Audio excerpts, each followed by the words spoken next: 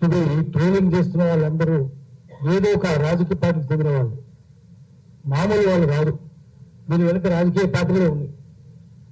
వాళ్ళని మనం విమర్శిస్తే పోలీసులు వస్తారు, విమర్శ పెడితే పట్టుకెళ్తారు, థర్డ్ డిగ్రీ మెథడ్స్ చిత్రహింసలు పెడతారు.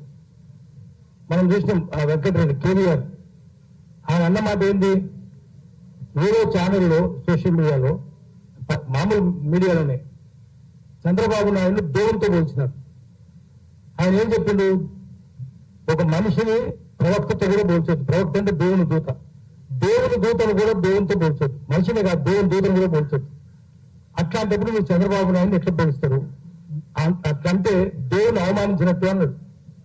అన్నందుకు పోలీసులు వచ్చి పక్క స్టేట్ ఆంధ్ర పోలీసులు వచ్చి పట్టుకెళ్ళి కర్నూలు పెట్టి వారం రోజులు చిత్రహింసలు పెట్టారు. ఆయన భార్య ఫోన్ చేసిన రా ఇక్కడ రా అని బెదిరించారు. ఒక ఎట్లా చేస్తారు మీరు? అన్నది ఏం పెద్ద మాట ఏముంది, ఉన్నదన్న అన్నది కదా, అబద్ధం చెప్పలేదు, తిట్టలేదు కదా, చంద్రబాబు తిట్టలేదు, విమర్శించలేదు కూడా లేదు. ఒక సూత్రం చెప్పినాడంటే ఇది సూత్రం అండి చెప్పినాడు. ఇది దైవ దూషణ అవుతుంది, మనిషితో దేవుని పోల్చడం దైవ దూషణ అన్నాడు, బ్లాస్ఫెమీ అన్నాడు. అన్నందుకు అంత చిత్రహింసలు పెట్టారు. మరి మనం ఉన్నది చెప్తే ఇప్పుడు ఇంతకుముందు మన రవి చెప్పినాడు, అందులో నా మాట్లాడితే నా మీద కూడా చాలా వచ్చినాయి. నా మీద కానీ రవి మీద కానీ వస్తే మాకేం బాధ లేదు, ఏం కాదు మాకు. కానీ ఆడపిల్ల మీద ఎట్లా వస్తుంది? అది చాలా ఘోరంగా తప్పు కదా. అది చట్టం కూడా ఉంది, దానికి చేయదని చట్టం కూడా ఉంది. అయినా ఎందుకు మాట్లాడతలేరు? రాజకీయ పార్టీలు ఎందుకు మాట్లాడరు? పోలీసులు ఎందుకు మాట్లాడరు? ఇవన్నీ కారణం ఏంటంటే ఈ social media, majority social media రాజకీయ పార్టీల చేతుల్లో ఉంది.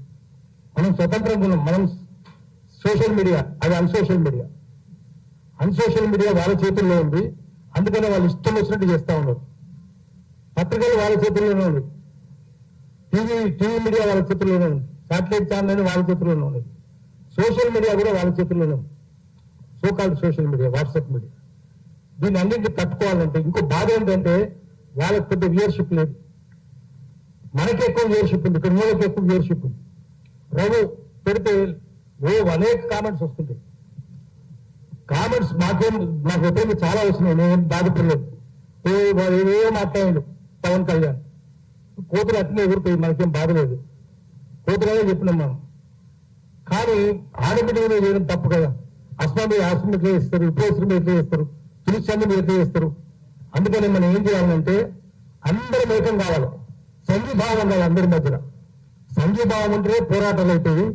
సోషల్ మీడియా తెలంగాణలో, ఆంధ్రలో కూడా అందరూ కలిపి, తెలుగు భాష మాట్లాడే వాళ్ళందరినీ కలిపి ఒక ఉమ్మడి రాజకీయ శక్తిగా మార్చాలి. అట్లాంటి తీర్మానం చేయాలి. పెడదాం, ఎక్కడికక్కడ మీటింగ్లు కూడా పెట్టుకుంటూ పోదాము. అందరూ వాళ్ళకు ఏమున్నారో కూడా చెప్దాం. మనం వాళ్ళన్ని పిచ్చి వార్తలు ఉంటాయి, అన్ని పత్రికలు పిచ్చి వార్తలు ఉంటాయి. పత్రికలు శ్రీశ్రీ చెప్పిన పత్రికలు గోరంతలు కొండంతలు చేస్తాయి, కొండలు గోల్కొండలు దాచేస్తాయి. సమాజాన్ని, జనజీవితాన్ని ప్రభావితం చేసే వార్తలు సోషల్ మీడియాలో వస్తున్నాయి. అది వాళ్ళకి బాధ. దాంట్లో రావట్లేదు, దీంట్లో వస్తున్నాయి.